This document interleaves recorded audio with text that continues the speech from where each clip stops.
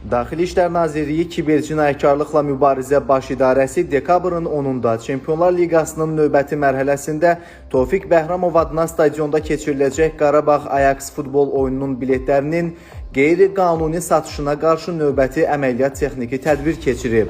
Biletləri əvvəlcədən onlayn qaydada və satış məntəqələrindən əldə edib, daha sonra sosial şəbəkələrdə müxtəlif səhifələrdə, eləcə də qara bazarda dəyərindən daha artıq qiymətə satmaq istəyən Şahin Məmmədov və Hüseyn Quliyev saxlanılıblar. Həmin şəxslər barəsində qanuna müvafiq tədbir görülüb. Bir daha idman yarışlarını stadionda izləmək istəyən vətəndaşlara biletləri yalnız rəsmi satış nöqtələri, eləcə də onlayn qaydada QR və ya elektron bilet sifariş verməklə əldə etməyi tövsiyə edirik. Qeyd edək ki, sosial şəbəkələrdə saxta bilet satışı ilə bağlı dələduzluq halları ilə üzləşən şəxslər bu barədə polisə məlumat verə bilərlər.